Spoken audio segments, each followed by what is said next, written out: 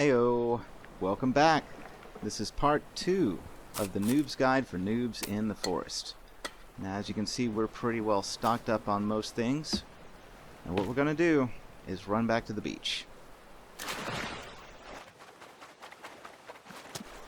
Now, as horrible as this sounds, we got to kill a turtle, because we need a shell. It's also going to give us some meat. Don't care about the meat. Not yet.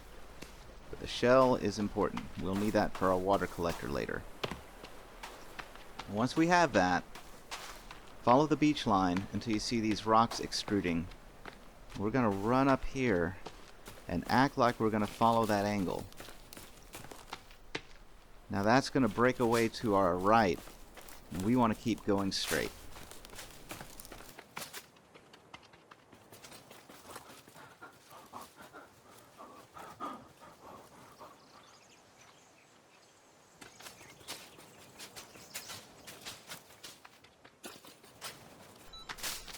Okay, so when you see this rock formation, it looks like it can go up, go down. At the base of this is some effigies and skulls and whatnot. You just leave those alone for now. We're just going to keep going straight, hugging the side of this thing. Now the natural path cuts off over here towards the left. We don't want to do that. Keep hugging the side of this until it branches off. And then we're just going to go straight through here.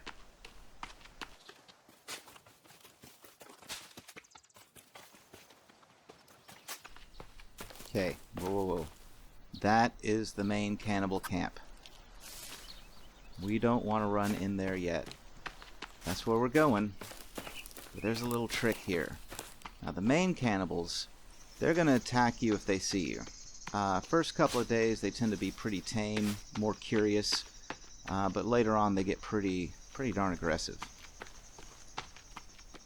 Now, in the cave systems where we're going, there are these white cannibals, and they will tear you up.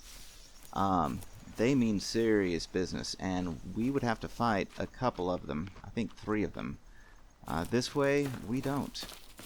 If you circle around the back, there are a couple of extra huts out here to the side that aren't with the main encampment. We want the farthest one out because it has a bucket of paint and a drawing from Timmy. Now the drawing from Timmy, I don't care, but the bucket of paint is awesome because what that does is it keeps the white cannibals from attacking you. As long as you keep moving and you don't stick around too long, they're going to think you're a god, at least according to the lore. And you've got a good 15-20 seconds of being in the same room with them without them getting aggressive at all. So as long as you keep moving, you're good. Now we're going to circle back around towards this main camp.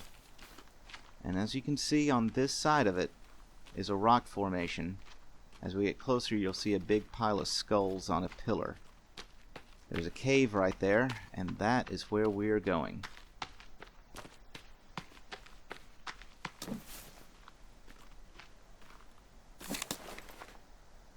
Yep, I saw him out there, so that's not good. Okay, now that we're at the bottom of the rope in the main cave area, this is the one console command I was saying I was going to use. That's the cheats on part at the beginning. It's called Cave Light.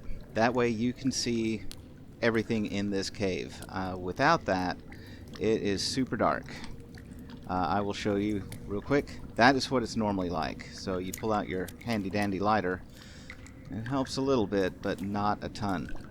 So we're going to be using that cave light feature for this little go round, but you don't need it to get through this, especially once you know where you're going. So I've eaten some food and soda, snacks and soda, so I'm all full up.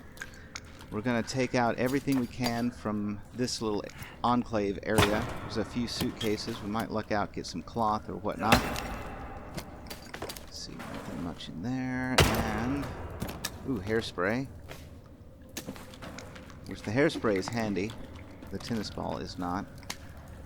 Okay, over here on this dead dude, we have a map. which is blank for now, but it fills in as we explore the island, so very, very handy. And we have a compass, also very, very, very handy. Pull out my lighter to get rid of it. There we go. Now what we're going to do is push through this little cave opening, and you'll see on the other side there's another spot to climb down. It's exactly what we're going to do.